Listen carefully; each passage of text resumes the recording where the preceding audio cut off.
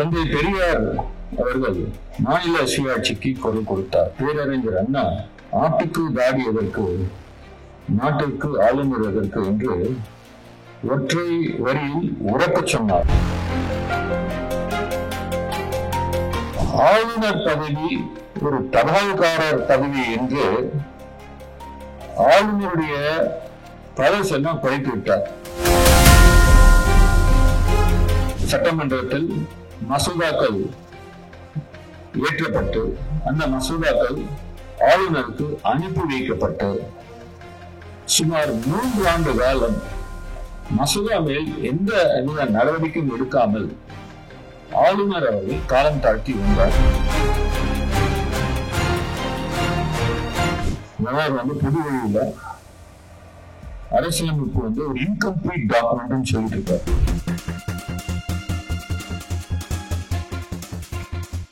எனக்கு முன்பு பேசிய என்னுடைய நண்பர், நான் இந்த தீர்ப்புக்குள் செல்ல விரும்பவில்லை என்று சொல்லினாலும் தீர்ப்பை பற்றி நிறையவே பேசிவிட்டார்.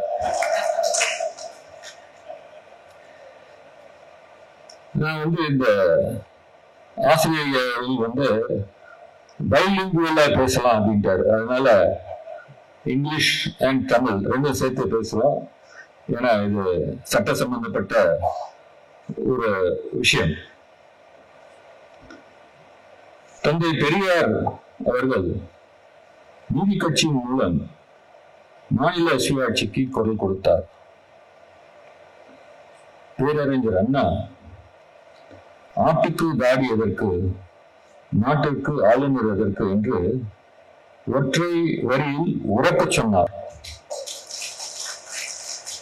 அதன் பின்பு முத்தமிழ் அறிஞர் கலைஞர் அவர்கள் 1969 ராஜமன்னார் குழுவை அமைத்து ஆளுநர்கள் மக்களால் தேர்ந்தெடுக்கப்பட்ட அரசின் அறிவுரைப்படிதான் செயல்பட வேண்டும் மற்றும் மக்களால் தேர்ந்தெடுக்கப்பட்ட அரசின் செயல்பாடுகளில் தலையிடக்கூடாது என்று ஒரு அறிக்கையை சமர்ப்பிக்க வைத்தார். அந்த அறிக்கையில் ஆளுநரின் அதிகாரத்தை குறைக்க வேண்டும் என்று பரிந்துரை செய்திருந்தது. நண்பர்களே, இதை கவனியுங்கள். நம்முடைய மாண்புமிகு முதலமைச்சர் அவர்களால் தான் இன்று இந்தியாவை திரும்பி பார்க்கக்கூடிய ஒரு வரலாற்று சிறப்புமிக்க இந்த தீர்ப்பை நம்மால் பெற்றிருக்க முடிகிறது. நம் தலைவர் மாண்புமிகு முதலமைச்சர் அவர்கள் இந்த வரலாற்று சிறப்புமிக்க தீர்ப்பின் மூலம் ஆளுநர் பதவி ஒரு தபால்காரர் பதவி என்று ஆளுநருடைய பதவியெல்லாம் குறைத்து விட்டார். இன்னைக்கு பாத்தீங்கன்னா ஆளுநருக்கு அவர் இண்டிபெண்டன்ட் பவர்ஸ் இல்லை அப்படின்னு சொல்லி உச்ச நீதிமன்றம் மிக தெளிவாக அவர் எந்த காரணத்துக்காக எந்த ஒரு விஷயத்திற்காக அவர் ஆளுநராக நியமிக்கப்பட்டார், அரசியலமைப்பு சட்டத்தில் என்ன அதிகாரம் அவருக்கு உள்ளது, ஒரு தேர்ந்தெடுக்கப்பட்ட அரசு அவர்களின் பரிந்துரையின் பேரில்தான் அவர் நடக்க வேண்டும் என்று மிக தெளிவாக இந்த தீர்ப்பில் நீதியரசர்கள் கூறியுள்ளார்கள். இந்த வழக்கை பற்றி நான் 3 பாகமா சொல்லணுங்க. வழக்கு ஏன் தொடர்ந்தோம் அதை பற்றி கண்டிப்பா சொல்லணும். இந்த வழக்கு நடந்து வந்த பாதை இந்த தீர்ப்பு வரைக்கும் அதை பற்றியும் நான் சொல்ல கடமைப்பட்டுள்ளேன். 3வது இந்த தீர்ப்பை பற்றி நான் சொல்லணுங்க. இந்த வழக்கை பற்றி சொல்லணும்னா, இதற்காக நீதிமன்றத்துக்கு சென்றோம்.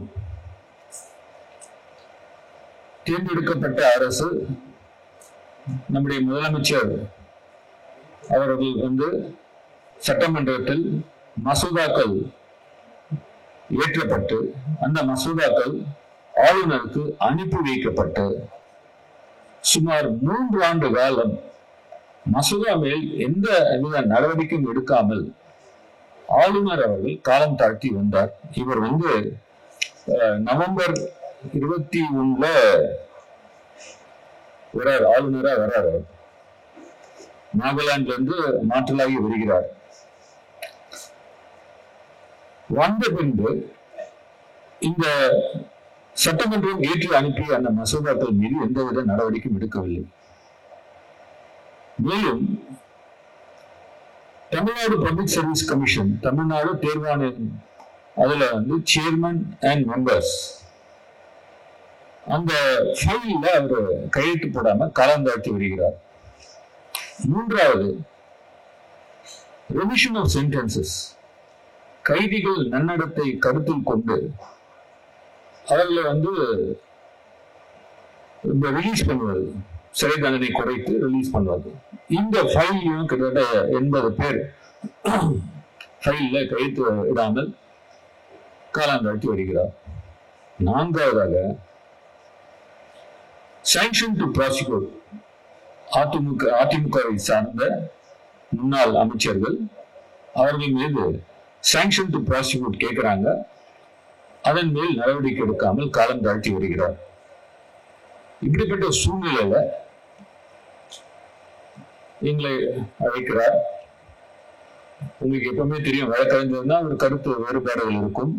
ஆனா என்னுடைய இதை நான் சொல்லிட்டேன், நீதிமன்றத்துக்கு செல்லலாம். முதலமைச்சர் அவர்களும் அவர் நீதிமன்றத்துக்கு தான் சென்றாக வேண்டும் என்று உறுதியாக இருந்தார். நீதிமன்றத்துக்கு சென்றோம். இதுதான் நாங்கள் நடந்து வந்த வழக்கு தொடர்வதற்கு முன்பு என்ன நடந்தது உங்களுக்கு நான் சொன்னேன். இந்த வழக்கு தாக்கல் செய்த பின்பு எங்களுக்கெல்லாம் எப்படி அவர் ஒரு செட்பேக்கை கிரியேட் செய்தார். ஏன்னா இதெல்லாம் நீங்க கேட்கணும். ஜட்மெண்ட் இளங்கோ அவர்கள் நிறைய விவரமா சொல்லியிருக்காரு, நானும் அங்க சொல்லுவேன். அவர் இந்த வழக்கை எப்படி முறியடிக்க வேண்டும், உச்ச நீதிமன்ற தீர்ப்புகளை எப்படி அவர் ஃப்ளோட் பண்ணணும் அப்படின்னு சொல்லி அவர் கையாண்ட விதத்தை நான் உங்களுக்கு சொல்ல விரும்புகிறேன். இந்த வழக்குல உச்ச நீதிமன்றம் 10ஆம் தேதி நோட்டீஸ் ஆர்டர் பண்றாங்க. நாங்க வழக்கு தாக்கல் செய்யும் போது 10 மசோதாக்கள் அவரிடம் உள்ளது. ஆக எங்க வழக்குடைய பிரேயர் என்ன போட்டோம்னா, ஆளுநர் அவர்கள் இந்த 10 மசோதா மேல நடவடிக்கை எடுக்க வேண்டும் அப்படின்னு சொல்லி எங்களுடைய பிரேயர். இந்த வழக்குல நோட்டீஸ் ஆர்டர் செய்யும் போது ஆளுநருக்காக அட்டார்னி ஜெனரல் அவர் நோட்டீஸ் எடுக்கிறார். எடுத்த பிறகு என்ன ஆகிறதுன்னா, 13ஆம் தேதி அன்னைக்கு ஆளுநர் அவர்கள், எப்பவுமே ஆளுநர்கள் தேர்ந்தெடுக்கப்பட்ட அரசின் அமைச்சரவையின்படிதான், அவருடைய பரிந்துரையின்படிதான் செயல்பட வேண்டும். He has to act under the aid and advice of the Council of Ministers. இதுதான் கான்ஸ்டிடியூஷன்ல சொல்லியிருக்காங்க. இவர் என்ன பண்றாரு, தன்னிச்சையாக இந்த 10 மசோதாக்களை எடுத்து I withhold the bill, I withhold the assent அப்படின்னு எழுதுறாரு. எது எழுதுறாரு? அந்த ஒரிஜினல் மசோதாக்கள் மேல எழுதுறாரு. அது மட்டும் இல்லாமல் அந்த ஃபைல் அவருக்கு அனுப்பி வச்சிருக்காங்க. சட்டசபையில இருந்து லா டிபார்ட்மெண்ட் மூலமாக அந்த ஃபைல் முதல்வர் கையெழுத்து உள்பட, கவுன்சில் ஆஃப் மினிஸ்டர்ஸ் அட்வைஸ் உள்பட, அந்த கவுன்சில் ஆஃப் மினிஸ்டர்ஸ் முதல்வருடைய அட்வைஸ் என்னன்னா, இந்த 10 மசோதாக்களும் நீங்கள் ஒப்புதல் அளிக்க வேண்டும். இதுதான் கவுன்சில் ஆஃப் மினிஸ்டர்ஸ் உடைய அட்வைஸ். இந்த ஃபைல் ஆளுநர் கிட்ட செய்கிறது. நான் சொன்ன பிரகாரம் அந்த 10 மசோதாக்கள் மேல இவரை நான் நிறுத்தி வைக்கிறேன், வித்தோல்ட் அசென்ட்னு எழுதிடுறாரு. அந்த 10 மசோதாக்களையும் அவர்கிட்ட பத்திரமா வச்சுக்கிறாரு. அவருக்கு யாரும் அட்வைஸ் பண்றாங்க, பெரிய பிரில்லியன்ட் லாயர்ஸ் அட்வைஸ் பண்றாங்களா என்னன்னு தெரியல. 10 மசோதாக்களும் பத்திரமா கட்டி வச்சுக்கிறார், கபோர்டுக்குள்ள வச்சுக்கிறார். அந்த ஃபைல் மட்டும் அனுப்புறாங்க. அந்த ஃபைல் திரும்பும்போது இந்த 10 மசோதாக்கள்ல யாரோ ஒருத்தர் ஜெராக்ஸ் எடுத்து அவரை கையெழுத்து ஜெராக்ஸ் எடுத்து அந்த ஃபைல்ல வச்சு அனுப்பிச்சிட்டாங்க. இந்த ஃபைல் ஒரிஜினல் பில்ஸ் இல்லாம திரும்பி வருது, சட்டசபைக்கு வருகிறது, லா டிபார்ட்மெண்ட் போகிறது, கன்சல்டேஷன் ப்ராசஸ் பண்றாங்க. நீங்க ரீஎனாக்ட் பண்ணுங்க அப்படின்னு நாங்க சொல்றோம். தைரியமாக முதலமைச்சரும் அதை ரீஎனாக்ட் செய்யலாம் என்று அறிவுரை கூறுகிறார். முதலமைச்சரின் அறிவுறுத்தின் பேர்ல ஸ்பெஷலா இந்த சட்டசபை 18ஆம் தேதி நவம்பர் மாசம் கூடுகிறது. நண்பர்களே, நீங்க பாருங்க, ஒரு ஆளுநர் என்னெல்லாம் செய்கிறாரு. ஸ்பெஷலா 18ஆம் தேதி சட்டமன்றம் கூட்டப்படுகிறது. இந்த 10 மசோதாக்கள் மறுபடியும் ரீஎனாக்ட் செய்யப்பட்டு ஆளுநருக்கு 18ஆம் தேதியே அனுப்பப்படுகிறது. 18ஆம் தேதி அனுப்பும் போது அந்த ஃபைல் மறுபடியும் மாண்புமிகு முதலமைச்சர் அவர்கள் இந்த மசோதாக்கள் நாங்கள் ரீஎனாக்ட் செய்து உங்களுக்கு அனுப்புகிறோம், நீங்கள் இதுல மேல ஒப்புதல் கொடுங்க அப்படின்னு சொல்லி அந்த ஃபைல் மேல ஒரு என்டாஸ்மெண்ட் போட்டு மாண்புமிகு முதலமைச்சர் அவர்கள் கையெழுத்திடுகிறார். அந்த ஃபைல் ஆளுநரிடம் செல்கிறது. இந்த வழக்கு விசாரணைக்கு வருகிறது. மறுபடியும் உச்ச நீதிமன்றத்தில் 1 வாரம் காலம் கெடு கொடுத்து இந்த வழக்கு விசாரணைக்கு வருகிறது. அப்பொழுது பஞ்சாப் கவர்னர் வழக்குல உச்ச நீதிமன்றத்துடைய தீர்ப்பு என்னன்னா, 2வது தடவை ஒரு மசோதா சட்டமன்றம் ஏற்றி அதை மறுபடியும் ஆளுநருக்கு அனுப்பினால் ஆர்டிகல் 200 ஃபர்ஸ்ட் ப்ரொவிசோ பிரகாரம் ஆளுநருக்கு எந்தவித வழியும் இல்லை, அவர் நிச்சயமாக ஒப்புதல் வழங்க வேண்டும் என்பதுதான் பஞ்சாப் கவர்னர் சம்பந்தப்பட்ட வழக்கின் தீர்ப்பு. இது உச்ச நீதிமன்றம் தலைமை நீதியரசர் தனஞ்சய சந்திரசூட் அமர்வில் இந்த வழக்குல தீர்ப்பு சொன்ன நீதியரசர் பரவிவாளவும் இருக்கிறார், மனோஜ்குமார் மிஸ்ரா. 3 நீதியரசர்கள் இந்த தீர்ப்பை கொடுத்திருக்கிறார்கள். இந்த வழக்கு விசாரணைக்கு வரும்போது நீதியரசர்கள் நாங்கள் வாதம் செய்யும் போது சொல்றோம், இந்த மாதிரி இந்த பில்ல ஒரு வித்தல் பண்ணாரு, நாங்க ரீஎனாக்ட் பண்ணி அனுப்பியிருக்கோம் அவருக்கு மறுபடியும். அப்போ தலைமை நீதியரசர் அட்டார்னி ஜெனரல் பார்த்து சொல்றார், AG kindly go to our judgment, எங்களுடைய தீர்ப்பு பாருங்கள், பஞ்சாப் கவர்னர் கேஸ்ல நாங்க சொல்லியிருக்கோம் தீர்ப்பு பிரகாரம் your client has no other option, உங்களுடைய கட்சிக்காரர் இந்த தீர்ப்பின் பிரகாரம் நிச்சயமாக அவர் ஒப்புதல் கொடுக்க வேண்டும் என்று நீதியரசர்கள் கூறுகிறார்கள். அதை கூறிய பின்பு இவர் என்ன செய்கிறார், நான் என்னுடைய கிளைண்ட் கிட்ட சொல்றேங்கன்னு சொல்லிட்டு டைம் வாங்குறாங்க. நீதியரசர்களும் நல்லது நடக்கும் என்று நம்பினார்கள். அந்த எங்களுடைய வழக்குல ஆர்டர் போடுறாங்க, நடந்ததெல்லாம் என்னன்னு சொல்லி ரெக்கார்ட் பண்றாங்க. அப்ப நான் பர்டிகுலரா சொல்றேன், Lord, Governor says that Constitution is incomplete அப்படின்னு சொன்ன நீதியரசர்கள் என்ன ஏன் இப்படி எல்லாம் இந்த மாதிரி ஒரு ஸ்டேட்மெண்ட் கொடுக்குறாரு. ஏன்னா உங்களுக்கு எல்லாருக்கும் தெரியும், கவர்னர் பொது வழியில அரசியலமைப்பு ஒரு இன்கம்ப்ளீட் டாக்குமெண்ட் சொல்லிட்டு இருக்காரு. இப்ப அவர் சொல்றது இல்லை, ஏன்னா அந்த ஜட்மெண்ட் சொல்லிட்டாங்க, நீ இன்கம்ப்ளீட் சொல்லியா, நான் கம்ப்ளீட் பண்ணி விட்டுறேன்ட்டாங்க. நான் சொன்ன உடனே நீதியரசர்கள் கொஞ்ச நேரம் டிஸ்கஸ் பண்ணாங்க. Something wrong with your governor. Why don't your governor invite the chief minister for a tea? Let them discuss. அவங்க நினைச்சது ஒரு ரெக்கன்சிலியேஷன் மெத்தட். நீங்க பார்க்கணும் நண்பர்களே, இந்த வழக்குல உச்ச நீதிமன்றம் எந்த முயற்சிகள்லாம் எடுத்திருக்காங்க பாருங்க. ஏன்னா ஒரு அடிக்கிறதுக்கு முன்னாடி லாங் ரோட் கொடுக்குறாங்க.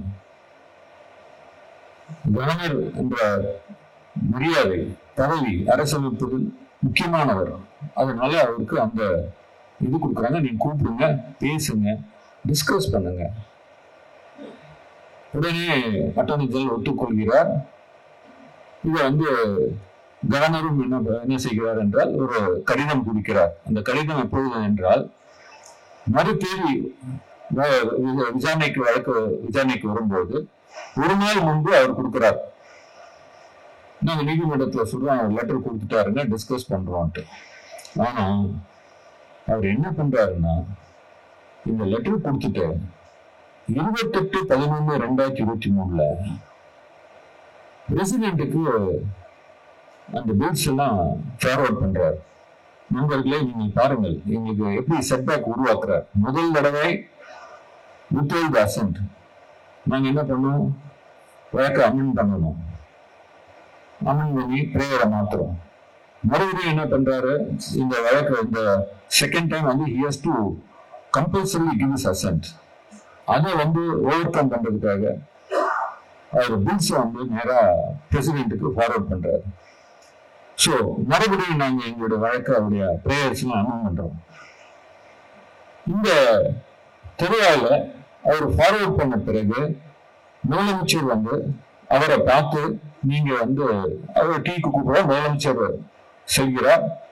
அவருக்கு ஒரு லெசன் எடுக்கிற மாதிரி ஒரு கடிதமும் கொடுக்கிறார். அதில் முதலமைச்சர் நீங்கள் செய்வது சரியல்ல, நீங்கள் எங்களுடைய அமைச்சரின் பரிந்துரை பேரில் தான் நடந்து கொள்ள வேண்டும். அரசியலமைப்பு சட்டமும் இது கிளியராக சொல்கிறது. ஏபிஎன் அட்வைஸ் பிரகாரம் தான் நீங்க நடந்து கொள்ள வேண்டும். நீங்க அனுப்பிய பிரசிடென்ட்டுக்கு அனுப்பிய அந்த பில்ஸ் 10 மசோதாக்களை நீங்களே திரும்ப பெற்றுக் கொள்ளுங்கள். இதை முதலமைச்சர் அவருடைய கடிதத்தில் சொல்கிறார். ஆனால் கவர்னர் அதன்படி செய்வாரா? செய்யவில்லை. இதன் நடுவில் என்ன செய்கிறார் என்றால், ஒரு நாள் திடீரென்று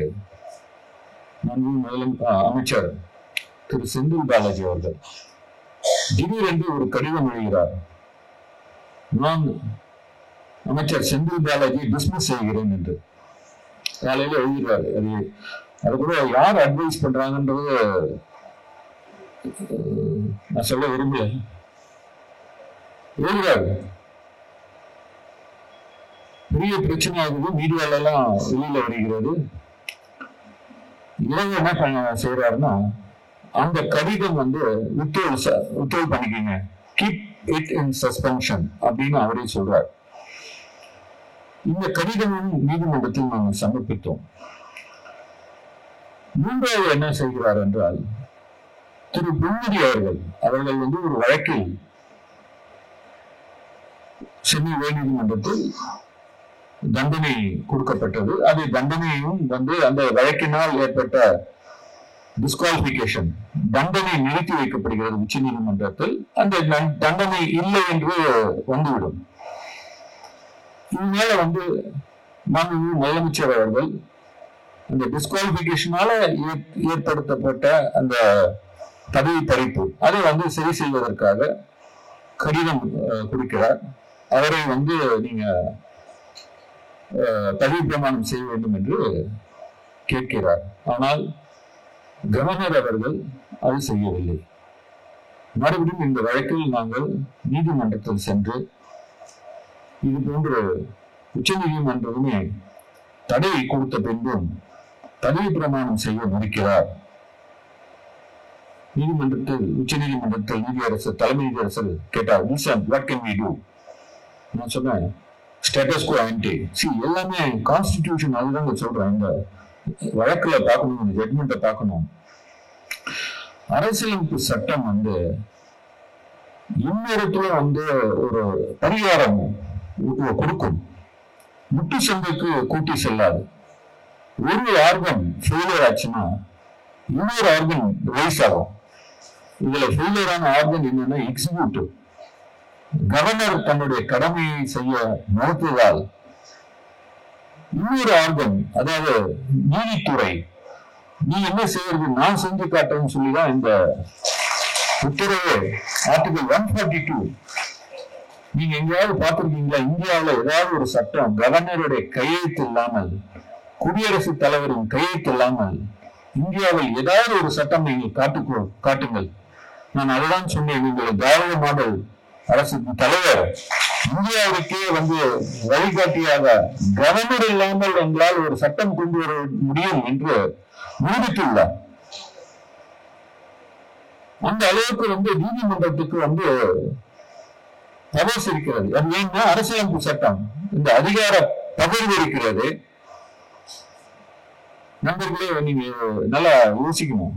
ஒண்ணு எக்ஸிக்யூட்டிவ், ஜுடிஷியரி, லெஜிஸ்லேட்டிவ், இந்த மூன்றுத்துக்கும் சமமா அதிகாரம் பரவலாக கொடுக்கப்பட்டுள்ளது. இன்னும் ஏதாவது ஹேண்டிகேப்ட் ஆயிடுது இல்ல வேண்டுமென்றே செய்யாமல் இருக்கிறார்கள் என்றால் இன்னும் அது எழுந்து வரணும். அதுதான் கான்ஸ்டிடியூஷன். இந்த பவர் எல்லாமே பாருங்க மக்கள் கிட்டதான் கொடுத்து வச்சிருக்காங்க. அல்டிமேட்டா பாருங்க, மக்கள் ஓட்டு போடுகிறார்கள். தேர்ந்தெடுத்து அவங்க எம்எல்ஏக்களும் எம்பிகளும் சட்டசபைக்கும் பாராளுமன்றத்துக்கும் அனுப்புகிறார்கள். சட்டம் ஏற்றப்படுகிறது. சட்டம் மசோதா அனுப்பப்படுகிறது. ஆளுநர் அவர்கள் போட மாட்டேன்னு சொல்ற ஆளுநர் அவர்கள் அவர் அப்பாயிண்ட் பண்ற குடியரசுத் தலைவர்களை தேர்ந்தெடுத்தது யார் என்றால் எம்பியும் எம்எல்ஏக்கள் தான். அது இந்த சட்டம் பாத்தீங்கன்னா அல்டிமேட்டா மக்கள் கிட்டதான் வருது. அதனாலதான் நீங்க சொல்லுங்க மக்களாட்சின்னு சொல்லுவோம், மக்கள் அதிகாரம் சொல்லுவோம். சோ இது போன்ற இந்த அதிகாரத்தை பயன்படுத்த தவறினால், ஒரு அங்கம் தவறினால் இன்னொரு அங்கம் ரைஸ் ஆகணும். ரைஸ் ஆகலன்னா அது கான்ஸ்டிடியூஷனை அண்டர்ஸ்டாண்ட் பண்ணாதவங்க சொல்ற விஷயம். அது நல்லா புரிந்து கொண்டவர்கள் நிச்சயமாக உங்களுக்கு ஒரு ரிலீஃப் கிடைக்கும் சொல்லுவாங்க. அதுதான் எங்களுடைய முதலமைச்சர் இந்த நீதிமன்றத்தின் மேல் நம்பிக்கை வைத்து எங்களை அனுப்பிவிட்டால் நாங்கள் இப்படி ஒரு தீர்ப்பை பெற்றோம். இந்த வழக்குல நான் சொல்லிட்டே வந்தேன் உங்களுக்கு. பிரசிடென்ட்டுக்கு இவரை அனுப்பிச்சிருக்கிறார் மசோதாக்கள். இவருடைய எண்ணம் என்ன தெரியுங்களா? குடியரசுத் தலைவருக்கு அனுப்பி வைத்தா அவ்வளவுதான், வழக்கை ஏற கட்டி மூடிட்டு போக வேண்டியதுதான். நிச்சயமா சொல்கிறேன் நண்பர்களே, இவருடைய எண்ணம் எல்லாம் அப்படிதான் இருந்தது. இன்றைக்கு மூணாவது செட்பேக் என்னன்னா, குடியரசுத் தலைவர் நிராகரித்து விட்டார். 7 மசோதாக்களை அவர் நிராகரித்து விட்டார். 2 மசோதாக்களுடைய நிலைமை என்ன என்று இன்று வரைக்கும் தெரியவில்லை. எங்கதான் தேடிட்டு இருக்காங்க, எங்க இருக்குன்னு தெரியல. ஒரு மசோதா மட்டும் வேண்டும் என்று அதுக்கு அசென்ட் கொடுத்தாங்க. நாங்கள் நீதிமன்றம் மறுபடியும் அதே வழக்கில் சென்று இதோடைய பிரேயர் மாற்றி நீங்க இந்த ஆக்ஷன்ஸ் ஆஃப் தி கவர்னர் 2வது ஒரு மசோதாவை ஏற்றி அனுப்பி வைத்த பிறகு கவர்னர் அவர் கண்டிப்பாக இதற்கு ஒப்புதல் அளித்திருக்க வேண்டும். ஒப்புதல் அளிக்காமல் அவர் செய்த அத்தனை காரியங்களும் இட் இஸ் நானஸ்ட் இன் லா. அவர் குடியரசுத் தலைவர் அனுப்பி வைத்தது முதல் குடியரசுத் தலைவர் அதற்கு மறுத்தது வரை நீங்கள் நானஸ்ட் இன் லா இதை டிக்ளேர் பண்ணணும். டிக்ளேர் பண்ணி நீங்க deemed to have granted assent. நீங்கள் நீங்களே ஏன்னா 2வது தடவை லாஸ்ட் சான்ஸ் கொடுத்தாச்சு. Option, second option is only option. அந்த ஆப்ஷனை அவர் கண்டிப்பா கொடுத்திருக்கணும். பண்ணாதனால நீங்க deemed to have granted assent நீங்க உத்தரப்படணும்னு சொல்லிதான் எங்களுடைய மறுபடியும் அந்த அமெண்ட்மெண்ட் எடுத்து இந்த பிரேயர்ல போனோம். இந்த வழக்கு இந்த மாதிரிதான் சென்றது. 2 ஆண்டு காலமாக இந்த வழக்கு சென்றது. இந்த வழக்கு நீதியரசர் தனஞ்சய் சந்திரசூட் சீஃப் ஜஸ்டிஸா இருக்கும்போது அவர்கிட்ட தான் இருந்தது. அவர் ரிட்டையர் ஆகிட்டு போயிட்ட பிறகு இந்த நீதிமன்றத்துல விசாரணைக்கு வரவில்லை. எங்களுடைய முதலமைச்சர் அவர்கள் திரு இளங்கோ அவர்கள் சொன்னார், எங்களுடைய முதலமைச்சர் நீதிமன்ற வழக்குகள் கண்காணிப்பார். என்ன நடக்கிறது, யார் போறா, யார் வரா, யார் அப்பியர் ஆகிறா. இனி அவர் எப்பவுமே அதுல ஒரு கம்ப்ளீட்டா டெடிகேஷன் இருக்கும். திராவிட முன்னேற்ற கழகம் இன்னைக்கு எதுக்கு சட்டத்துறை எங்களால் வெல்ல முடிகிறது வழக்குகள். அந்த கலைஞர் மறைந்தார், மெரினாவில் எங்களால் ஒரு இடம் பெற முடிந்தது.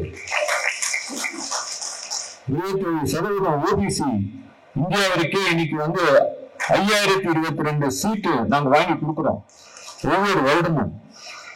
இந்த ஆசிரியர் அவர்கள் எங்களை வழிநடத்தி சென்றார். அந்த வழக்கில் நடக்கும்போதெல்லாம் அவ்வப்பொழுது என்னை அழைத்து எனக்கு சொல்லி அந்த வழக்கில் நாங்கள் வெற்றி பெற்றது ஒரு பெரிய விஷயம். இன்னைக்கு இந்தியாவே திரும்பி பார்க்கிறது. சமூக நீதிகளில் it has gone into the annals of social justice. 5022 சீட்டுகள் ஒவ்வொரு வருடமும் இந்த வழக்குகளால் மருத்துவ மாணவர்கள் அட்மிஷன் கிடைக்கிறது. ஓபிசி மாணவர்களுக்கு. நண்பர்களே, நீங்கள் பாருங்கள், ஒரு மெடிக்கல் காலேஜுக்கு 140 சீட்டு தான். நாங்க 5022 சீட்டு வாங்கி கொடுக்கிறோம் ஒவ்வொரு வருடமும். அப்ப பாருங்க, எத்தனை மெடிக்கல் காலேஜ் திராவிட முன்னேற்ற கழகத்தால் கொடுக்கப்பட்ட வழக்கு. எங்களுடைய ஆசிரியர் அவர்கள் ஒவ்வொருவரையும் என்னை அழைத்து இந்த வழக்குல நாங்க கொஞ்சம் சொல்லி நம்ம இந்த வழக்குல வர அந்த வழக்கு நடக்கும்போது நீதிமன்றத்துல வழக்கு போட்டு ஜெயிச்ச பிறகு அந்த வழக்கோட தீர்ப்பை இம்ப்ளிமெண்ட் பண்ணாம வைத்துக் கொண்டிருந்தார்கள். நீங்க தலைவர் அப்போது நாங்கள் எதிர்கட்சியில் இருந்தோம். நீதிமன்ற அவமதிப்பு வழக்கு தாக்கல் செய்ய வேண்டும் என்று நான் கூறினேன். அவரும் செய்திடுங்க என்று சொன்னார். நீதிமன்ற வழக்கு தாக்கல் செய்யப்பட்டது. நீதியரசர் இந்த ஜட்மெண்ட் ஏன் இம்ப்ளிமெண்ட் பண்ண மாட்டீங்க, ஏன் ரிசர்வேஷன் கொடுக்க மாட்டேன்றீங்க, நீங்க தான் கமிட்டி எல்லாம் அமைத்து எல்லாம் ரெக்கமெண்ட் பண்ணிட்டாங்களான்ட்டு. ஆனால் அவர்கள் என்ன சொல்லுகிறார்கள் என்றால், ரிசர்வேஷன் கொடுத்தா மெரிட் குறைஞ்சு போயிடும்ன்றாங்க. இந்த மாதிரி ஒரு வாதத்தை யாராவது எடுத்து வைத்தார்களா? வழக்கு தீர்ப்பாகி விட்டது. உச்ச நீதிமன்றத்தில் ஸ்டே ஆர்டர் இல்லை. ஆனால் இந்த ரிசர்வேஷன் கொடுத்தா மெரிட் குறைஞ்சிடும் சொல்றாங்க. அப்போ சந்தீப் பானர்ஜி அடங்கிய அமர்வு இந்த கண்டெம்ட் பெட்டிஷனை விசாரித்துக் கொண்டிருக்கிறது. நான் சொன்னேன், இந்த மாதிரி நீட் எக்ஸாம் வச்சிருக்காங்க, நீங்கள் ஸ்டேட் நீட் எக்ஸாம்ஸ் நீட்டை நடத்தக்கூடாது என்று தடை விதித்தார்கள். அதன் பின்புதான் ஒன்றிய அரசு பயந்தது. நீதிமன்ற தீர்ப்பு அதுக்கு எஃபெக்ட் கொடுத்தாங்க. 27% கொடுத்தார்கள். 27% ஸ்டேட் சரண்டட் சீட்ல அந்த ரிசர்வேஷன்ஸ் கொடுத்த பிறகு அதை எதிர்த்து சில மாணவர்கள், உயர்ந்த வகுப்பை சார்ந்த மாணவர்கள், அதை யாருன்னு உங்களுக்கே புரியும், அந்த உயர்ந்த வகுப்பை சார்ந்த மாணவர்கள் உச்ச நீதிமன்றத்தில் இந்தியா முழுக்க, தமிழ்நாட்டுல 2 பேர், மகாராஷ்டிரால 2 பேர், இப்படியா தமிழ்நாட்டுல ஃபுல்லா இந்தியா ஃபுல்லா மாணவர்கள் வந்திருக்காங்கன்னு உச்ச நீதிமன்றத்துல ஸ்ட்ரென்த்தை காட்டுறதுக்காக வச்சு ஒரு வழக்கை தாக்கல் செய்து இந்த 27% கொடுத்தது தவறு என்று வழக்கு தாக்கல் செய்தார்கள். அங்கேயும் எங்கள் தலைவர் அவர்கள் அப்போது முதலமைச்சராகிவிட்டார். நீ ஆர்கியூ பண்ணு சொல்றாங்க. திராவிட முன்னேற்ற கழகம் சார்பில் மனு தாக்கல் செய்து அந்த வழக்கிலும் வாதம் செய்தேன். Historic judgment. நீங்க பாத்தீங்கன்னா தனஞ்சய சந்திரசூட் ஒரு ஜட்மெண்ட் எழுதியிருப்பாரு. Bopanna Dhananjaya Chandrachud new ordinance case என்ற வழக்கில் இந்திரா சவானிக்கு கேஸ்க்கு அப்புறம் தான் இது ஒரு சமூக மாற்றத்தை கொண்டு வந்த ஒரு தீர்ப்பாகும். இந்த தீர்ப்பால் இன்னைக்கு 5022 சீட்டு நம்ம வாங்கி கொடுக்கிறோம். நான் ஏன் இதெல்லாம் சொல்லிட்டு வரேன்னா, திராவிட மாடல் அரசு ஒரு விஷயத்தை கையில எடுத்தாங்கன்னா எங்க முதலமைச்சர் அதை முடிக்காமல் விடமாட்டார். நீங்கள் குடியரசுத் தலைவர் அனுப்பினாலும் நாங்கள் பின்வாங்க போவதில்லை. நீதிமன்றத்தில் மறுபடியும் ஒரு மனு செய்தோம், என்டையர் ஆக்ஷன் இல்லீகல் சொல்லி நீதிமன்றத்தில் எங்களுடைய வாதத்தை முன்வைத்தோம். நீதிமன்றமும் எங்களுடைய வாதத்தை ஒத்துக்கொண்டது. இந்த வழக்கு நடக்கும் பொழுது நாங்கள் சொன்னோம், நீங்க deemed to have granted assent article 142 இது இந்த பரிகாரங்கள் நார்மலா உச்ச நீதிமன்றம் எல்லா வழக்கிலும் merely for an asking சொல்லுவாங்க. கேட்டபடி கொடுப்பதெல்லாம் அந்த மாதிரி கொடுக்க முடியாது. ஒரு எக்ஸ்ட்ராடினரி கேஸ்ல சிச்சுவேஷன் வாரண்ட்ஸ் அப்படிங்கிற பட்சத்துலதான் இந்த வழக்குல தீர்ப்பு கொடுப்பாங்க. நீங்க பாருங்க நண்பர்களே, நாங்கள் உங்களுக்கு சொல்லிட்டே வந்த கவர்னர் எப்படியெல்லாம் இந்த வழக்கை திசை திருப்ப வேண்டும், முறியடிக்க வேண்டும், இதை இன்ஃபுளுன்சஸ் ஆக்க வேண்டும். எல்லாத்தோட அந்த பஞ்சாப் கவர்னர் கேஸ் வழக்குல தீர்ப்பு சொல்லியும் 2வது அசென்ட் பில் எனாக்ட் பண்ணி வந்தா அசென்ட் கொடுக்கணும்னு சொல்லி கூட அந்த தீர்ப்பை மதிக்காமல் ஆளுநர் அவர்கள் குடியரசுத் தலைவருக்கு அனுப்பியதை நாங்கள் சுட்டி காட்டி வாதாடுகிறோம். அப்படியே நீங்கள் மறுபடியும் எங்களை ஆளுநரிடம் நீங்கள் அனுப்பிவிட்டால் அவர் செய்தெல்லாம் தவறு, ஜனாதிபதி இந்த 7 பில்ஸ் ரிஜெக்ட் பண்ணுவோம், 2 பில்ஸ் ஒப்புதல் கொடுக்காமல் காலம் தாழ்த்துவதும், 1 பில் கொடுத்ததும் எல்லாமே இல்லீகல், அன்கான்ஸ்டிடியூஷனல் என்று நீங்கள் முடிவுக்கு வந்த பின்பு மறுபடியும் எங்களை அவர்களிடம் அனுப்பிவிடாதீர்கள். ஏனென்றால் நீங்க தீர்ப்பு கொடுத்தாலும் அவர் எந்தவித நடவடிக்கை எடுக்க மாட்டார். ஆர்டிகல் 361 பிரகாரம் எனக்கு இம்யூனிட்டி இருக்குன்னு சொல்லுவார். ஆகவே நீங்கள் மறுபடியும் எங்களை அனுப்பிவிடாதீர்கள். இன்ட்ரெஸ்ட் ஆஃப் ஜஸ்டிஸ், நீங்களே டீப் கிராண்டட் அசென்ட் தீர்ப்பு கொடுங்க என்று நாங்கள் கேட்டோம். இந்த வழக்கில் பாத்தீங்கன்னா கிட்டத்தட்ட ஒரு 10 நாட்கள் ஹியரிங் போச்சு. 10 days. எவ்ரிடே காலையில இருந்து முடிவு வரைக்கும் இந்த வழக்கை தான் விசாரித்தார்கள். கிட்டத்தட்ட இந்த தீர்ப்புல பாத்தீங்கன்னா 46 உச்ச நீதிமன்ற தீர்ப்புகளை அவங்க டீல் பண்ணியிருக்காங்க.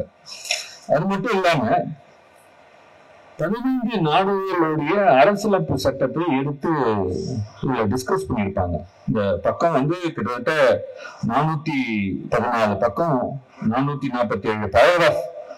ஏன் அதுல இருக்கு பாத்தீங்கன்னா, மாநில சுயாட்சி, ஒரு கவர்னர் அவருக்கு கொடுத்த அந்த அதிகாரத்தை எந்த அளவுக்கு அவர் பயன்படுத்த முடியும் என்பதை நீதிமன்ற தீர்ப்புகளால் மட்டுமில்லாமல் அரசியலமைப்பு சட்டத்துல என்ன சொல்லியிருக்கிறது ஆர்டிகல் 200 அவர் கிளியரா டிஸ்கஸ் பண்றாங்க. முதல் தடவை மசோதாக்கள் ஏற்றி அனுப்பிய பின்பு உங்களுக்கு 3 ஆப்ஷன். ஃபர்ஸ்ட் ஆப்ஷன் ஒப்புதல் கொடுங்க, 2வது ஆப்ஷன் வித்தல் பண்ணுங்க, வித்தல் பண்ணலாம். வித்தல் என்றது நிராகரிப்பு. ஆனால் நிராகரித்த பின்னர் பீரோல வச்சு போட்டிக்க முடியாது. நீங்க லெஜிஸ்லேச்சருக்கு இன்ஃபார்ம் பண்ணணும், இன்டிமேஷன் பண்ணுங்க. 3வது, முதல் தடவையா வந்தால் நீங்கள் குடியரசுத் தலைவருக்கு அனுப்பி வைக்கலாம். இது ஆர்டிகல் 200 தெல்ல தெளிவாக இருக்கிறது. இதுதான் உச்ச நீதிமன்றம் பல தீர்ப்புகள் கூடிட்டு ஒரு கன்ஃபியூஷன் கிரியேட் பண்ண பார்த்தாங்க. 4வது ஒரு வழி இருக்குன்னு சொன்னாங்க. 4வது வழி இல்லைங்க, 3 வழிதான். முதல் தடவையாக. 2வது தடவையாக அந்த மசோதா திருப்பி ஏற்றப்பட்டு வந்தால் ஆளுநர் கண்டிப்பாக ஒப்புதல் வழங்கியே தீர வேண்டும் அப்படின்னு சொல்லிட்டாங்க. ஆனா அப்படி அவங்க சொல்லும் பொழுது அவங்க ஒரு எக்ஸெப்ஷன்ஸ் கொடுக்குறாங்க. அதாவது article 31A, article 31C, article 254(2), article 288, article 360 இந்த மசோதாக்கள்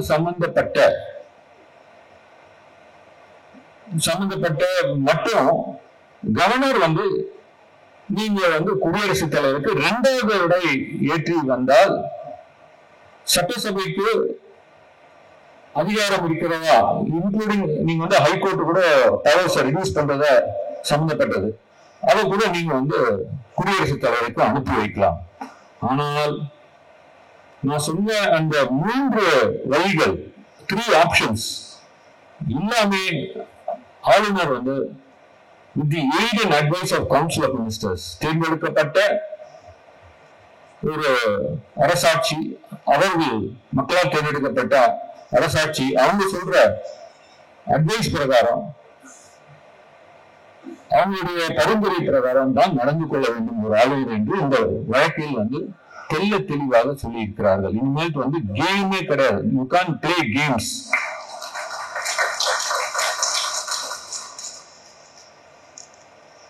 இந்த வழக்குல பாத்தீங்கன்னா இது வெறும் தீர்ப்பல்ல, இது மாநில சுயாட்சிக்கான எழுச்சி.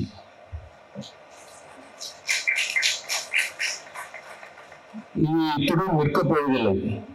இது வெறும் தொடக்கம்தான்.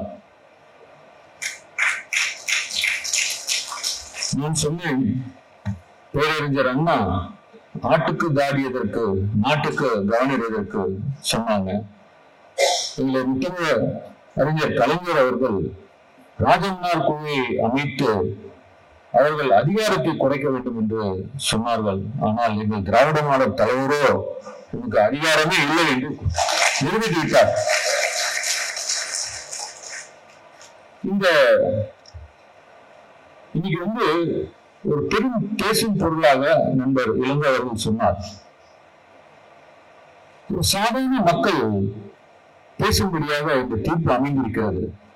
ஒரு ஆட்டோ ரிக்ஷாவில் போன ஒரு ஆட்டோ டிரைவர் பேசுறாரு, சார் நல்ல தீர்ப்பு வாங்கிட்டீங்க சார். ஒரு நடந்து போகும்போது செருப்பு வைக்கிறவர் சொல்றாரு, சார் ரொம்ப பெரிய தீர்ப்பு சார், கவர்னரை நல்லா வச்சு அடிச்சிட்டீங்க சார். பாருங்க மக்கள் எப்படி இருக்காங்க. ஏன்னா அவருடைய எண்ணங்கள் தானுங்க. மசோதா என்றால் என்ன? மக்களின் எண்ணங்கள். மக்களுடைய எண்ணங்களை நீங்க அதை கிடப்பில போடணும், முறியடிக்கணும் நீங்க நினைச்சீங்கன்னா நிச்சயமா இட்ஸ் லிவிங், உயிருள்ள ஒரு ஆவணம். அந்த மசோதா என்பது ஒரு உயிருள்ள ஆவணம். அட்டர்னி ஜெனரல் அவருடைய ஆர்குமெண்ட்ல என்ன சொல்றாருன்னா, ஒரு மசோதா கவர்னர் திரும்பி அனுப்பவில்லை.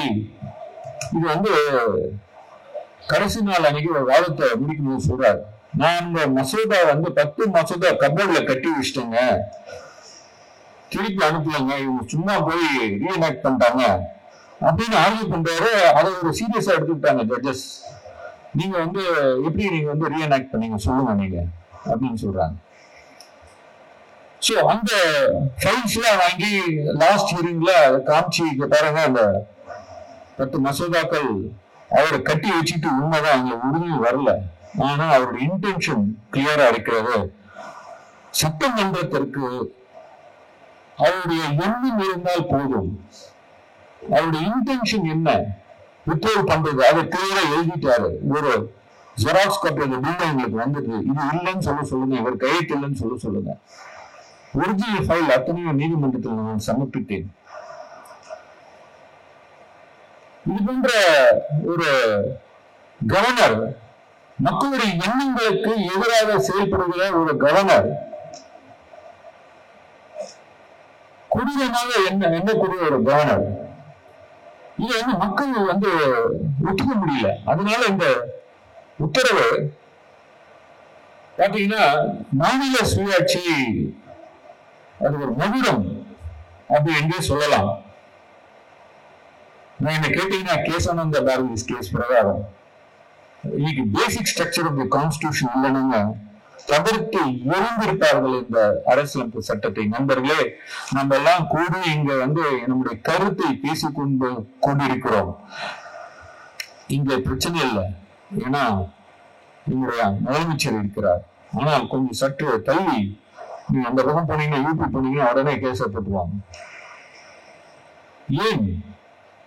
இந்த basic structure of constitution foundation. நீங்க எந்த விதத்திலையும் இதை உடைக்க முடியாது.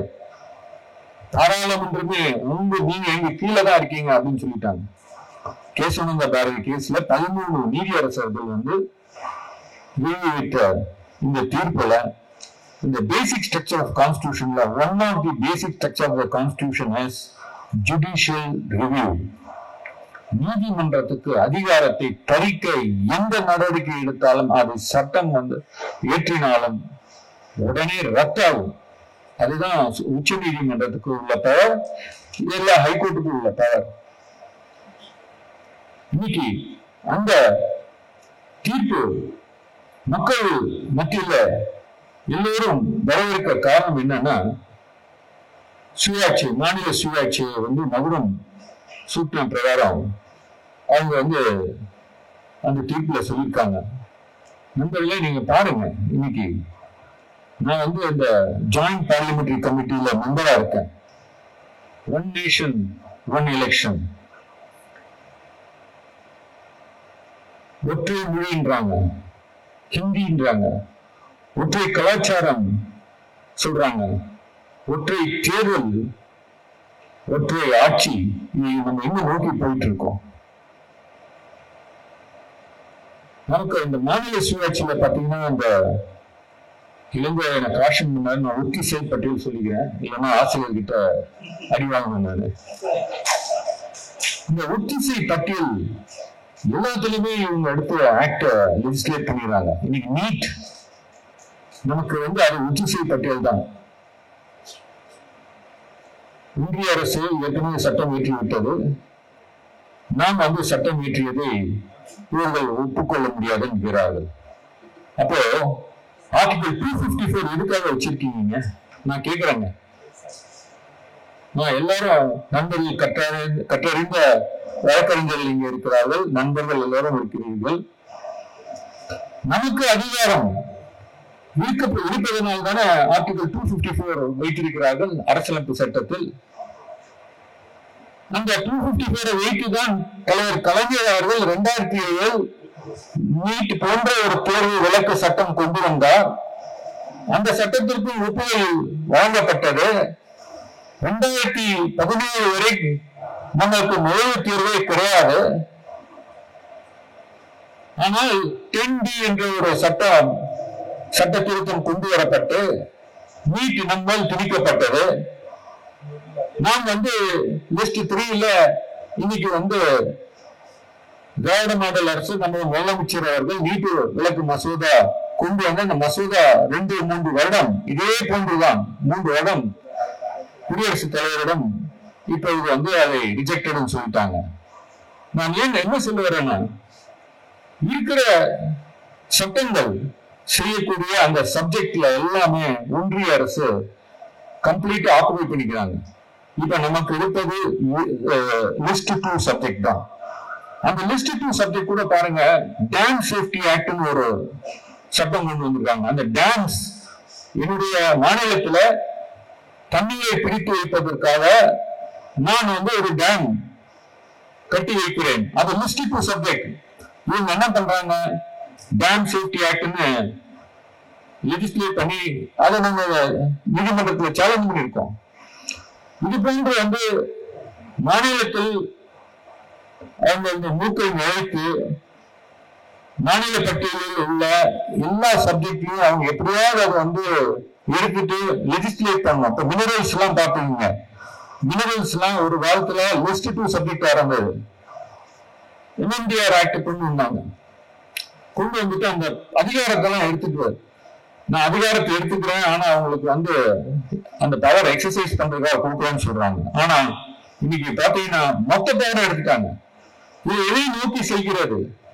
மாநில சுயாட்சி இந்த முழக்கங்கள் தந்தை பெரியார் காலத்திலிருந்து பேசிக் கொண்டிருக்கிறோம், சொல்லிக் கொண்டிருக்கிறோம். ஆனால் இன்று வரை பாருங்கள், இவர்களுடைய எண்ணங்களால் எப்படி செல்கிறது. இந்த வழக்குல முக்கியமாக சொல்லணும்னா, ஒரு 5 டைரக்ஷன்ஸ், இம்பார்ட்டன்ட் டைரக்ஷன்ஸ்ங்க. 5ல 6 சொல்லுவேன். டைம் லிமிட் பிக்ஸ் பண்ணிருக்காங்க. ஒரு ஆளுநர் 30 நாட்களுக்குள்ள உங்களுக்கு மசோதா வந்தா நீங்க அதன் மேல நடவடிக்கை எடுக்க வேண்டும்.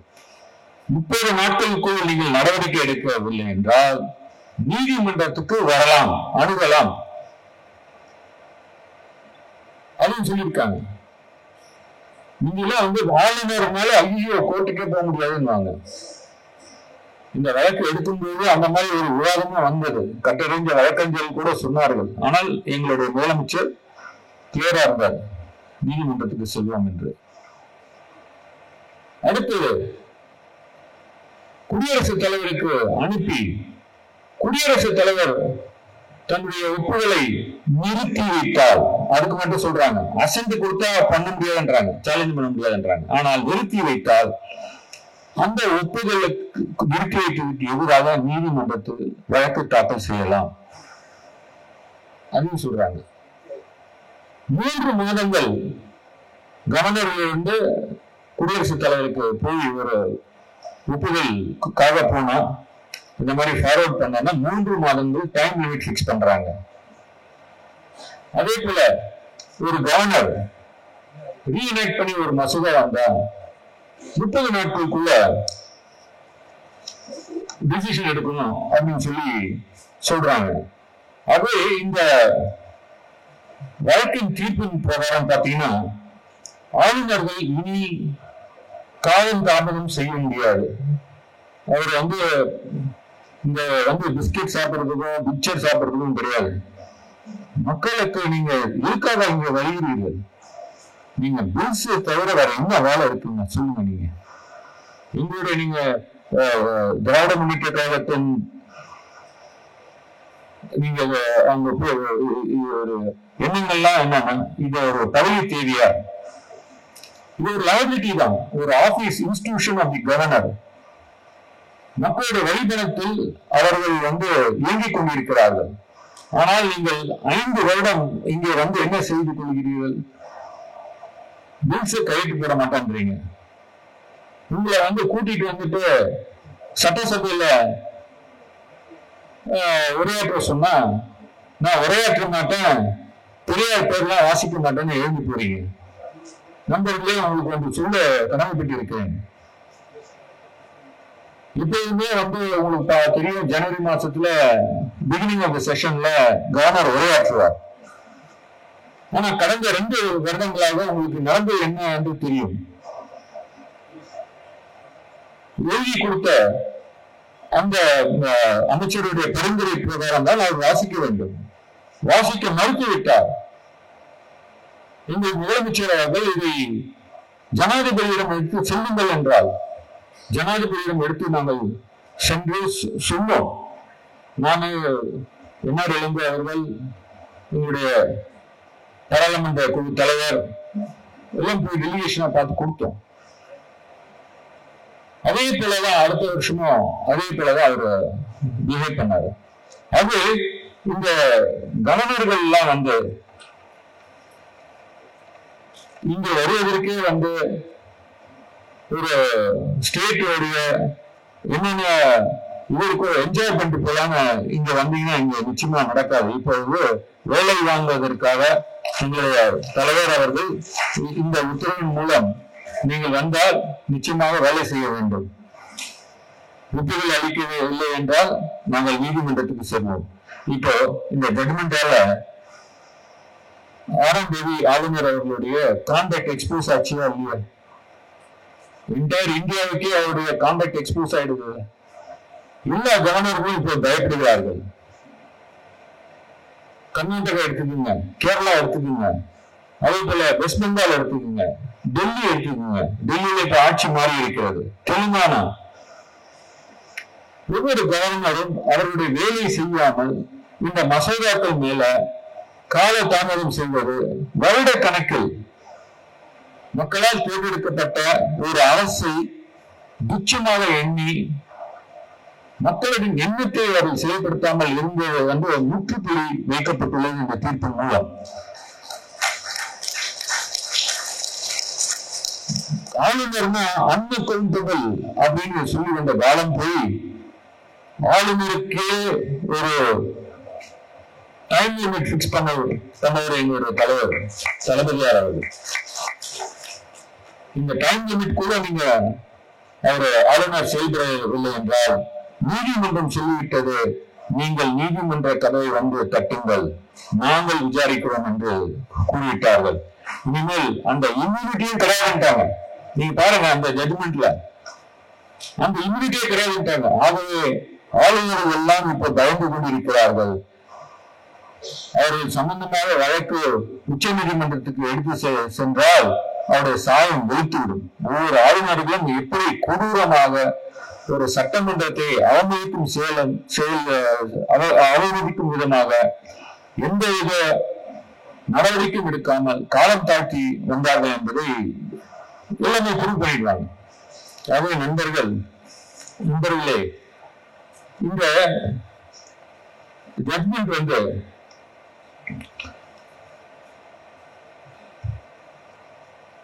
கிளியரா இட்ஸ் an eye opener. இந்த கான்ஸ்டிடியூஷனல் டிபேட் நடக்கும்போது இந்த அரசியல் நிர்ணய சபை, அந்த அரசியல் நிர்ணய சபையில காமத் என்பவர் நீங்க வந்து டைம் லிமிட் பிக்ஸ் பண்ணீங்கன்னா எப்படி வந்து கடைசி நாள் வரைக்கும் மசோதாக்கள் வந்து எந்தவித நடவடிக்கை எடுக்காமல் ஆளுநர்கள் இல்லைன்னா குடியரசுத் தலைவர்கள் வீட்டளிப்பார்கள் அப்படின்னு சொல்லி பேசுறாரு. அரசியல் நிர்ணய சபை என்ன நினைத்தார்கள் என்றால், நாம் ஆளுநர்களுக்கு ஒரு காலக்கெடு கொடுத்தால் அந்த கடைசி நாட்கள் வரைக்கும் அவர்கள் வந்து நடவடிக்கை எடுக்காமல், மசோதாவில் நடவடிக்கை எடுக்காமல் உறங்கி விடுவார்கள். அதனால வந்து நம்ம வந்து as soon as possible என்ற அந்த வாக்கியத்தை நம்ம யூஸ் பண்ணுவோம்னு சொல்லிட்டு தான் நினைத்தார்கள். அன்றைக்கு பாத்தீங்கன்னா தாக்கூர் தாஸ் அவர் என்ன சொல்றாருன்னா, ஆளுநர் he will be a friend, philosopher and a guide and he will be acting as a bridge அப்படின்னு சொல்லி சொல்றாரு. அதே போல் அண்ணல் அம்பேத்கர் அவர்கள் இந்த ஆளுநருக்கு ஆர்டிகிள் 200, அப்போது வந்து டிராப்ட் ஆர்டிகிள் 175, அந்த 175 ஏற்றும் போது நடந்த விவாதத்தில் என்ன சொல்றாருன்னா, ஆளுநர் வந்து கான்ஸ்டிடியூஷன் சொன்ன பிரகாரம் தான் அவர் செயல்பட முடியும். ஆகவே வந்து எந்த ஒரு தருவாயிலும் அவர்கள் வந்து தேர்ந்தெடுத்த ஒரு அரசு தான் அவர்களுக்கு பரிந்துரை செய்து கலந்து ஆலோசனை செய்துதான் அவர் நடந்து கொள்ள வேண்டும். இதெல்லாம் இருக்கு. அதனால இந்த as soon as possible போட்டா போதும், டைம் லிமிட் வேணாம்னு சொல்லி சொன்னாங்க. ஆனா இந்த ஆளுநர்கள் எல்லாம் என்ன பண்ணாங்க, நமக்கு டைம் லிமிட்டே கிடையாது, வந்து 5 வருஷம் நம்ம உட்கார்ந்துட்டு போலாம், யார் என்ன கேட்க முடியும் அப்படின்னு நினைத்தார்கள். ஆனால் நீதிமன்றம் அவர்களுக்கு ஒரு கொட்டு வைத்துள்ளது. இந்த டைம் லிமிட் சம்பந்தமாக சர்க்காரிய கமிஷன், புஞ்சி கமிஷன் இந்த கான்ஸ்டிடியூஷன் டிராஃப்ட் ஆர்டிகல் எல்லாமே எடுத்து டிஸ்கஸ் பண்ணியிருக்காங்க. இந்த டிராஃப்ட் ஆர்டிகல்ல பாத்தீங்கன்னா 90 days முதல்ல வச்சிருப்பாங்க. அதுக்கப்புறம் தான் ஏன் ஒரு 90 daysனா 89 நாள் டிலே. நாங்க வந்து ஆளுநரிடம் 3 வருடம் அவர்கிட்ட இருந்து 2 வருடம் நீதிமன்றத்தில் நாங்கள் இருந்தோம் என்றால் எப்போதுதான் மக்களுடைய எண்ணத்தை நாங்கள் வந்து செயல்படுத்த முடியும். நீதிமன்றத்துல ஒரு அப்பீலிங் சொன்னேன் ஆர்கியூ பண்ணும்போது. ஒரு கட்டத்துல நான் நீதியரசர் பரவிவால ஆர்கியூமெண்ட் கேட்கும் போது சொன்னேன், ஷம்ஷீர் சிங் கேஸ சுட்டிக்காட்டி அப்ப வந்து ராஜேந்திர பிரசாத் அவர்களுக்கும் அதே போல் ஜவஹர்லால் நேரு அவர்களுக்கும் ஒரு கருத்து வேறுபாடு ஹிந்து பில்ல வந்து கொண்டு வந்து ஜவஹர்லால் நேரு வந்து அனுப்புவார், பரிந்துரை செய்வார். ராஜேந்திர பிரசாத் அப்ப ஜனாதிபதி, இந்திய அரசு, நீங்கள் வந்து இதற்கு அப்ரூவ் பண்ணணும்னு சொல்லி பரிந்துரை செய்வார். ராஜேந்திர பிரசாத் வந்து அவர் வந்து அதை ஒத்துக்காம அட்டார்னி ஜெனரல்ல வந்து ஒப்பீனியன் கேட்டார், இந்த பரிந்துரையை ஏற்க வேண்டுமா அப்படின்னு கேட்பார். அதே போல ஜவஹர்லால் நேரு வந்து ஒரு கடிதத்தை அட்டார்னி ஜெனரலிடம் கொடுப்பார். அட்டார்னி ஜெனரல், அப்போதைய அட்டார்னி ஜெனரல் ஸ்டெத்தல்கார்ட், தேர்ந்தெடுக்கப்பட்ட அரசு என்ன சொல்கிறதோ ஜனாதிபதி நீங்கள் கேட்டுதான் ஆக வேண்டும் அப்படின்னு சொல்லி ஒப்பீனியன் கொடுத்தார். நான் ஆர்கியூ பண்ணும்போது ஃபர்ஸ்ட் டே சொன்னேன், we had a fair attorney general those days. உடனே ஒரு நான் ஃபேர் இல்லைன்றீங்களா? இல்லை இல்லைங்க, நீங்க கொஞ்சம் எக்ஸெப்ஷன் தானே. ஆகவே இந்த அரசியலமைப்பு சட்டத்தில் அதிகாரங்கள் எல்லாம் பார்த்தீங்கன்னா ஆளுநருக்கு குறைத்து கொடுக்கப்பட்டுள்ளது.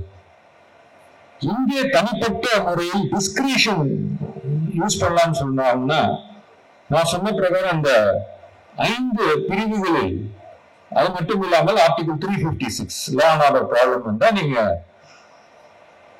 ரிப்போர்ட் அனுப்பலாம். நீங்க ரிப்போர்ட் கூட ஒரு காலத்துல எஸ்ஆர் பூமி கேஸ் வந்த பிறகு அதற்கு முன்பு கவர்னர்கள் இஷ்டத்துக்கு என்ன ரிப்போர்ட் அனுப்புவாங்க. ஒரு அரசை கலைக்க வேண்டும் என்றால் இவர்கள் ரிப்போர்ட் வாங்கி கலைத்து விடுவார்கள். ஆனால் எஸ்ஆர் பூமி வழக்கு வந்த பிறகு, தீர்ப்பு வந்த பிறகு அது போன்று கவர்னரை செய்ய முடியாது. ஆகவே நண்பர்களே, இந்த வழக்கு கான்ஸ்டிடியூஷன்ல பாத்தீங்கன்னா கான்ஸ்டிடியூஷன் இன்டர்பிரேட் பண்ற ஜட்மெண்ட்ஸ் நான் சொன்ன பிரகாரம் கேசவானந்த பாரதி கேஸ்க்கு அப்புறம் ஷம்ஷேர் சிங்க்கு அப்புறம் ஒரு திருப்பு முனையாக கவர்னருக்கு மட்டும் இல்லைங்க, ஜனாதிபதிக்கே டைம் பிக்ஸ் பண்ணி கொடுத்திருக்காரு என்ற திராவிட மாடல் அரசின் தலைவர் முதலமைச்சர் அவர்கள். இந்த இப்படி ஒரு வரலாற்று சிறப்புமிக்க தீர்ப்பு, இந்த வழக்கே ஒரு வரலாறு தான். நான் சொன்ன பாருங்க, அந்த வழக்கே ஒரு வரலாறு தான். அந்த வழக்கில் பல உத்தரவுகள் நாங்கள் பெற்றுக் கொடுத்தோம். இந்த தீர்ப்பு நிச்சயமாக வருங்காலங்களில் கவர்னர் இனிமேல் வந்துட்டு இங்க ஒரு எக்ஸ்கர்ஷனுக்காக வரன்னு எந்த மாநிலத்துக்கும் இனிமேல் அவர்கள் வர முடியாது. அவர்கள் வந்தால் வேலை செய்ய வேண்டும். அவர்கள் மசோதாக்கள் இனிமேல் காலம் தாழ்த்த முடியாது. அவர்களுக்கு கால நிர்ணயம் செய்தாகிவிட்டது. நீங்கள் மசோதாக்கள் மீது நடவடிக்கை எடுக்கவில்லை என்றால் நீதிமன்றம் செல்ல முடியும். மசோதாக்கள் மீது நடவடிக்கை நிறுத்தி வைத்தாலும் நாங்கள் நீதிமன்றத்துக்கு செல்ல முடியும். இப்படி ஒரு மகத்தான தீர்ப்பை பெற்று தந்த எங்களுக்கெல்லாம் ஒரு வாய்ப்பை கொடுத்த எங்களுடைய தலைவர் முதலமைச்சர் அவர்களை இந்த நாடே பாராட்டுகிறது. நாங்களும் பாராட்டுகிறோம். போன்ஸ் கால் பார்த்தீங்கன்னா ஒவ்வொரு மாநிலத்தில் இருந்தும் பேசுறாங்க.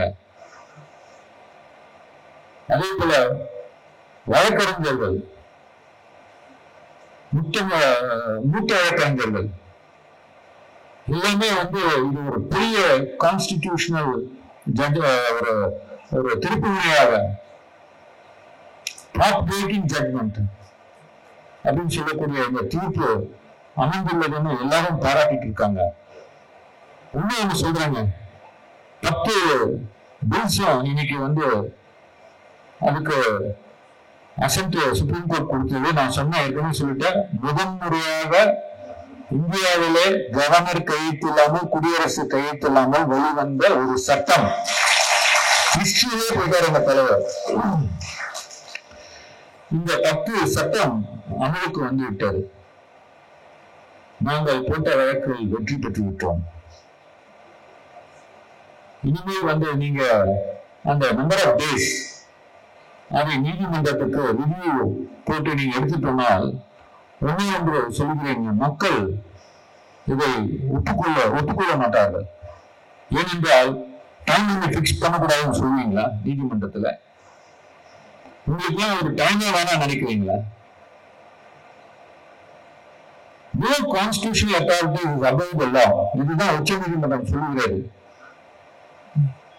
எந்த ஒரு அதிகாரம் பெற்ற அந்த அரசியலமைப்பு சட்டத்தில் இருப்பவர்கள் எல்லாம் அரசியலமைப்பு சட்டத்தின் படிதான் நடந்து கொள்ள வேண்டும். ஆம் above law அப்படின்னு எனக்கு யாரைய டைம் லிமிட் பிக்ஸ் பண்றது, எனக்கு டைம் லிமிட்டே கிடையாதுன்னு சொல்லி நீதிமன்றத்துக்கு சென்றார்கள் என்றால் நிச்சயமாக அதையும் இந்த நீதிமன்றம் தள்ளிவிடும் என்ற நம்பிக்கை நான் இருக்கிறேன். ஏனென்றால் அரசியலமைப்பு சட்டம் எப்போதே வாழ்ந்து கொண்டிருக்கும் உயிருள்ள சட்டம். அது இவங்கெல்லாம் நினைக்கிற பிரகாரம் அதை மிஸ்யூஸ் பண்ண முடியாது. இந்த வாய்ப்பளித்த ஆசிரியர் அவர்கள், தமிழ்நாடு மூதறிஞர் குழு, இந்த நிர்வாகிகள் அனைவருக்கும் என்னுடைய நன்றியை தெரிவித்துக் கொண்டு விடைபெறுகிறேன். நன்றி, வணக்கம்.